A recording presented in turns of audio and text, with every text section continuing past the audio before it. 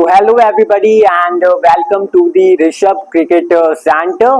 और I really hope यार आप सभी बड़े अच्छे होंगे और लगातार वैसे क्रिकेट को फॉलो आप मेरे साथ कर रहे हो ना। क्विकली बताइए कमेंट सेक्शन के जरिए।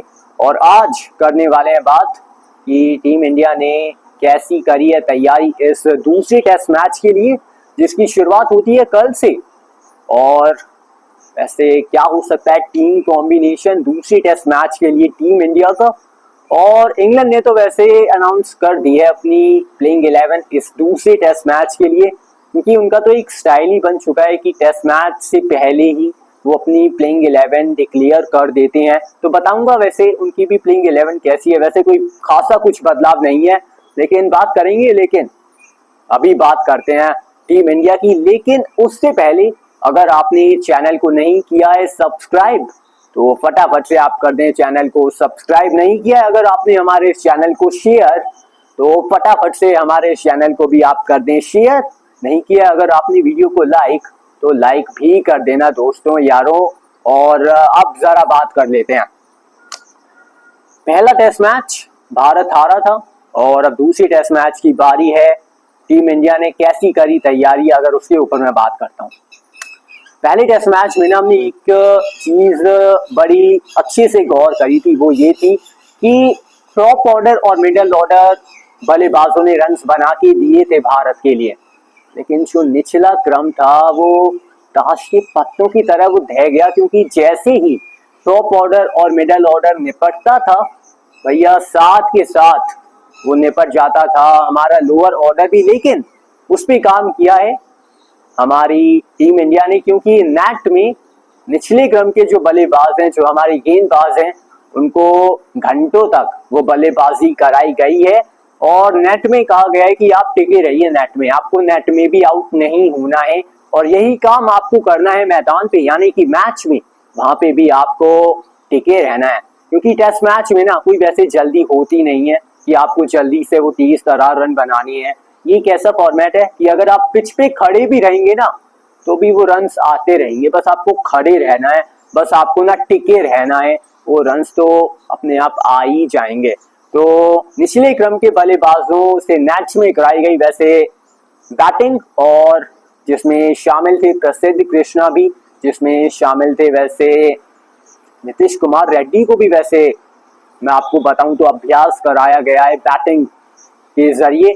और टीम इंडिया ने अभ्यास किया है वैसे कैचिंग का भी, क्योंकि जो दूसरा एक पहलू था कि हम दूसरा टेस्ट मैच में वो गलती नहीं दोहराना चाहेंगे, तो वो ये चीज है कि एक तो कोलैप्स और दूसरा की कैचिंग। क्योंकि पहले टेस्ट मैच में हमने देखा था कि कैचिंग हमने अच्छी नहीं करी थी यार, वो कैचेस छोड़े थे काफी सारे, वो 6 से 7 कैच हमने ड्रॉप करे थे। तो कैचिंग की प्रैक्टिस कराई गई। वैसे कल भी प्रैक्टिस हुई कैच की, क्योंकि जो संडे था ना वैसे ऑफ डे था भारत के लिए, कि संडे को वैसे कुछ किया नहीं, वो एक ऑफ डे था भारत के लिए। लेकिन कल वो कैचिंग प्रैक्टिस भी हुई और थोड़ा वार्म अप भी कराया गया सभी खिलाड़ियों का, जिसमें ही शामिल थी जसप्रीत बुमराह भी।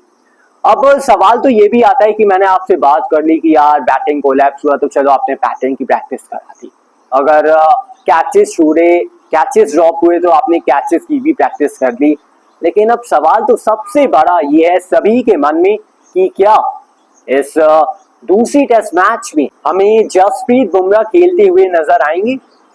क्योंकि कल मैंने एक्चुअली एक चीज नोटिस करी कि वार्म अप तो कर रहे थे बुमराह और अच्छा खासा वार्म अप किया। वो कोई ऐसा भी नहीं कि आए हों 10-15 मिनट के लिए, अच्छा खासा वो मैदान पे भी समय उन्होंने व्यतीत किया। लेकिन अब यही है क्या वो दूसरा टेस्ट मैच खेलेंगे, पता नहीं है इसका भाई कुछ भी, कि खेलेंगे या नहीं खेलेंगे। लेकिन ना खेलने की जो प्रोबेबिलिटी है, जो संभावना है वो ज्यादा ही है और खेलने की संभावना वो बड़ी कम लग रही है। क्योंकि बर्मिंघम में ना हमने ये भी देखा है कि जो टीम कॉम्बिनेशन अब कैसा भी रहना चाहिए भारत का वो तो हमें पता चल जाएगा वैसे कल। लेकिन बर्मिंघम की जो पिच होने वाली है वो तो एक बात तो मैं आपको बता दूं साफ क्लियरिटी से कि पिच होने वाली है सपाट। हाँ ठीक है, चौथे या 5वें दिन पे जाके वो हमें मदद मिलेगी, वो स्पिनर्स भी गेम में आएंगे। लेकिन एक चीज मैं आपको बता दूं कि फ्लैट विकेट मिलने वाला है। क्योंकि इंग्लैंड की शैली क्या है, बेसबॉल वाली। उनकी ताकत क्या है, उनकी ताकत है उनकी बैटिंग। तो भैया वो तो बनाएंगे फ्लैट विकेट, वो तो बनाएंगे सपाट विकेट। तो बिल्कुल, तो विकेट तो सपाट मिलने वाली है, भले ही बुमराह ना खेले तो भी। अब स्पिनर्स वैसे गेम में आएंगे, क्योंकि हमने देखा है कि एजबेस्टन में, यानी कि इस मैदान पे वो मदद मिलती है स्पिनर्स को। वो चौथे पांचवें दिन वो गेम में आ जाती हैं, अच्छा खासा वो टर्न भी करती है गेंद। तो मदद तो मिलेगी, लेकिन वो चौथे पांचवें दिन तक। लेकिन फिर ये भी हो जाता है कि अब उस दिन, उस वक्त तक क्या टेस्ट मैच चलेगा, क्योंकि आज की जनरेशन में वो चौथे पांचवें दिन तक टेस्ट मैच नहीं चाहता है। उस समय कहाँ व्यतीत करते हैं आजकल के बल्लेबाज, आजकल के नौजवान, आजकल की युवा पीढ़ी जल्दी रहती है, जल्दबाजी में रहते हैं, तो नहीं जाता वैसे चौथे पांचवें दिन तक ज्यादातर टेस्ट मैच। तो बिल्कुल टीम कॉम्बिनेशन कैसा रहना चाहिए, क्योंकि हो सकता है ना खेले शार्दुल ठाकुर, उनकी जगह नीतीश कुमार रेड्डी आ जाए, क्योंकि शार्दुल ठाकुर ने ना वैसे उतना खास तो किया नहीं था कुछ पहली टेस्ट मैच में, क्योंकि ठीक है विकेट चटकाए थे, वो कोई उतनी अच्छी 11 नजर आई भी नहीं।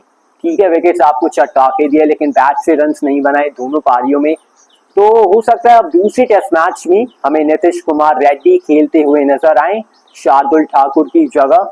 और एक बदलाव और हो सकता है, रविंद्र जाडेजा की जगह कुलदीप यादव या वॉशिंगटन सुंदर में से किसी एक को ना वो मौका मिल सकता है। अब मौका किसे मिलेगा वैसे, कुलदीप यादव या फिर वॉशिंगटन सुंदर। अब अगर हम वॉशिंगटन सुंदर को देखते हैं कि अगर वॉशिंगटन सुंदर के साथ टीम मैनेजमेंट जाने का निर्णय लेती है, तो फिर वो एक बैटिंग का भी हो जाता है कि वो बैटिंग भी कर लेते हैं और बड़ी अच्छी खासी करते हैं, तो वो एक बैटिंग का भी हो जाता है। लेकिन फिर आप सोचते हो कि यार फिर गेंदबाजी का क्या होगा, क्योंकि अगर हमें टेस्ट मैच जीतना है तो 20 विकेट्स तो लेने पड़ेंगे। उसके लिए आपको चाहिए गेंदबाज, उसके लिए आपको चाहिए टॉप क्वालिटी लाइनअप। अब कुलदीप यादव के साथ मैं वैसे जाना चाहूंगा। हाँ, मैं वैसे एबिलिटी पे बिल्कुल शक नहीं कर रहा हूँ वॉशिंगटन सुंदर की, क्योंकि इंग्लैंड की टीम में लेफ्ट हैंडर्स हैं, बैन डकेट हैं, बैन स्टोक्स हैं, तो एबिलिटी पे कोई वैसे शक नहीं है।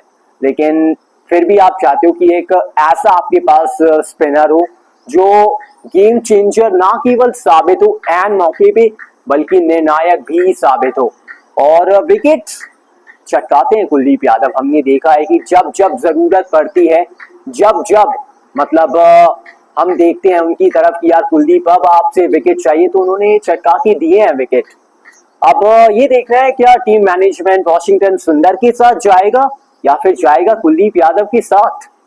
अब मैं तो चाहूंगा कि कुलदीप यादव के साथ ही जाएं, क्योंकि कुलदीप भी बैटिंग कर लेते हैं ठीक ठाक, और कुछ नहीं तो आपके लिए 20 रन या 25 रन तो जोड़ ही देंगे, क्योंकि उतना विश्वास तो मैं उनके ऊपर भी रखता हूं कि बैटिंग में इम्प्रूवमेंट करा है वैसे कुलदीप यादव ने। तो कुलदीप के साथ मैं तो अगर होता तो मैं तो चाहता कि यार कुलदीप के साथ आप जाएं। लेकिन अब टीम मैनेजमेंट क्या सोच रही है वो तो उनकी सोच है, वो किन के साथ जाना पसंद करेंगे, वॉशिंगटन सुंदर के साथ या फिर कुलदीप यादव के साथ। जसप्रीत बुमराह की जैसा कि मैंने अभी बात करी कि वार्म अप तो करा, लेकिन शायद से नहीं ही खेलेंगे दूसरा टेस्ट मैच। और बिल्कुल मैंने आपको बताया कि टीम इंडिया ने कैचिंग की बड़ी अच्छे से प्रैक्टिस करी है, और भारत के जो निचले क्रम के बल्लेबाज है ना, उनसे नेट्स में वैसे घंटों प्रैक्टिस कराई गई है और अभ्यास करा है वैसे शुभमन गिल, साई सुदर्शन, जैसा कि आप देखते हैं कि टॉप ऑर्डर के जो बल्लेबाज नेट में मतलब बैटिंग भी करते हैं। तो मैंने आपको बताया, लेकिन अब आपको मैं बता देता हूँ इंग्लैंड के बारे में। इंग्लैंड ने दूसरे टेस्ट मैच के लिए अपनी प्लेइंग 11 की अनाउंसमेंट कर दी है, जो कि उनका स्टाइल ही बन चुका है कि पहले ही बता देते हैं अपनी प्लेइंग 11 को, किसी से वैसे छुपा के नहीं रखते हैं।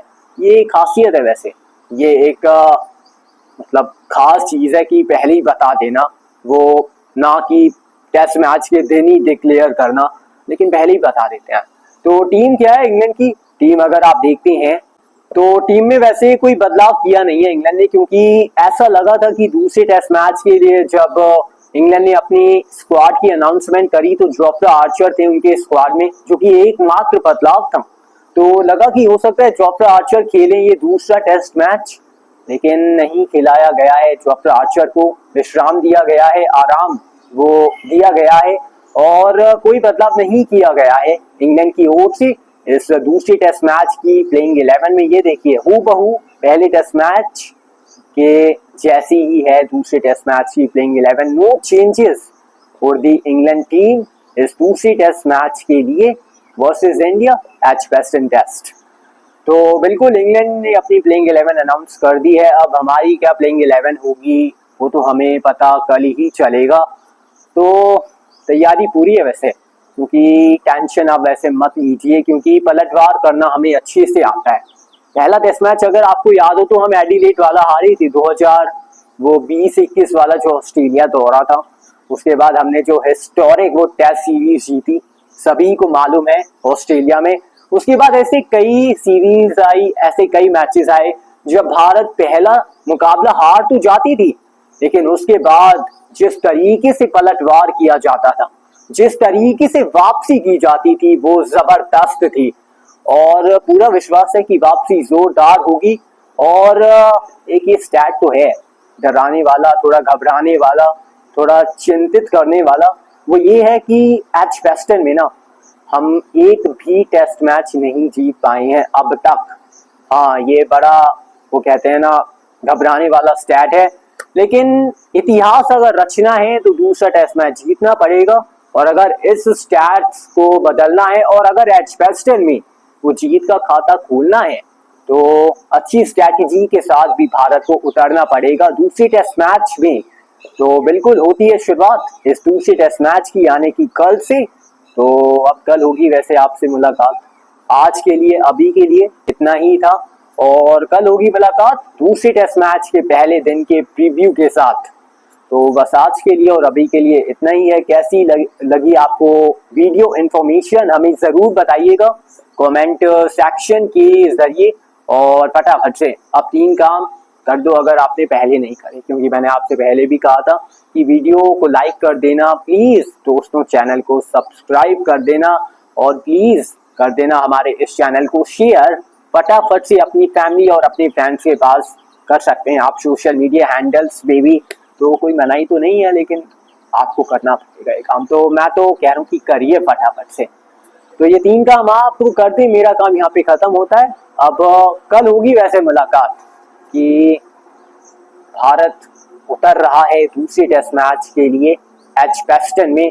तो कल कुछ नया वैसे लाने की कोशिश करेंगे, क्या वैसे स्ट्रैटेजी रहेगी उस पे और डीप में जाने की पूरी कोशिश करेंगे। ठीक है, तो आज के लिए इतना ही है। आई होप आपने हमारी वीडियो को एंजॉय किया होगा दोस्तों। Thank you for watching.